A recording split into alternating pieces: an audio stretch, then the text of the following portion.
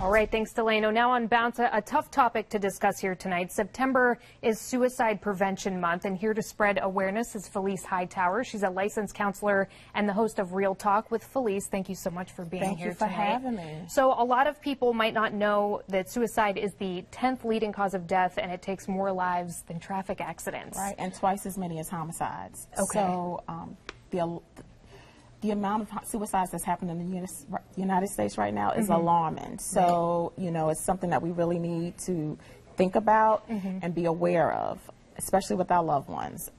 You have to take it seriously. Where are they right now? Or is it at an all-time high, the statistics, or? It's not, well, it's increasing every year. And so the major cause or the underlying cause for suicide, unfortunately, is major depressive disorder and bipolar disorder. So people who are dealing with mental health issues or emotional disorders, they are the most or at the highest risk for suicide. And what are some of the signs that loved ones should be on the lookout for? Well, you want to look at for people who are getting restless or isolative. They're not doing the activities that they normally would do. They're crying a lot, and they just are not acting themselves. So if you get a trigger or you get a sensitivity to that, you need to make sure that you get on top of that as quickly as possible because it's serious.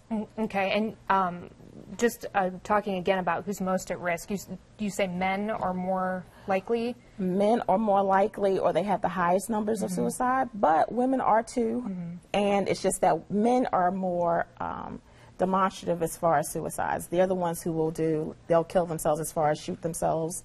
They do more harmful, more direct suicides where a woman would probably OD on pills or something like that. They don't necessarily want to hurt themselves. They just probably want to just drift off to sleep. Okay. So what can people do when they notice somebody, their friend or their family member, that's maybe going through something like this? What's the first thing they should do? Well, thanks for asking that, Sarah. What they can do is don't be afraid to ask somebody if they're thinking about suicide. I know a lot of people think it's taboo, and they think, well, if they're not really thinking about suicide, don't say anything because you'll plant a seed. No, because most people who are having suicidal ideations or thoughts, they want somebody to ask them. They just don't know how to ask for help.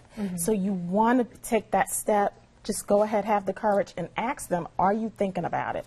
And then if they are thinking about it, the next step is you want to ask them, how can I help? Because they really are and wanting help. They don't really want to die. It's just that they've come to a point in their lives where they think that's their only option and that's their best option. So they are looking for help, and they do want somebody to ask them how to do that. And if they do ask for help, the main thing that you want to do is you want to get them to their primary care physician, right? And when they get to their primary care physician, you want to make sure that you get a licensed professional counselor, psychotherapist or counselor, and a psychiatrist. You want both. Or if that's not a possibility, then you want to make sure that you get to the emergency department as quickly as possible. And that's you. You're a licensed counselor? I'm a licensed professional counselor. Okay. Yes. So if you could say anything to somebody who's maybe out there watching and having these kinds of thoughts, what would it be? Don't feel alone. You're not alone. A lot of people are experiencing this. And don't have a stigma about it. But if you need help, ask for help. There's help for you. And please, I hope you have the number up there for the National Suicide Prevention Hotline. Call the hotline. They have licensed counselors there who are willing and able to help you, and probably reach out to your local emergency departments and facilities. So don't be afraid to ask for help. You're not alone, and there's people out here who want to help you and can help you. That number on the screen will also be on our website as well. Now, before we go, tell us quickly about Real Talk with Felice. Okay, so I have a local show on Access 21 called Real Talk with Felice, and basically I talk about real people with real issues and real solutions. So if you would love to be on my show, please reach out to me on my website. I'm on Instagram, Twitter, and I'm on Facebook. Excellent. Thank you so much for being Sarah, here. Yeah, excellent. It was nice to meet you. Yeah, you too. If you or someone you know needs help, please don't hesitate to call the National Suicide Prevention Hotline. Again, that number is 1-800-273-8255. And for more information, go to WBTV.com and look in the Web Extras section right on the homepage. Delano, back to you. All right. Thanks for being here.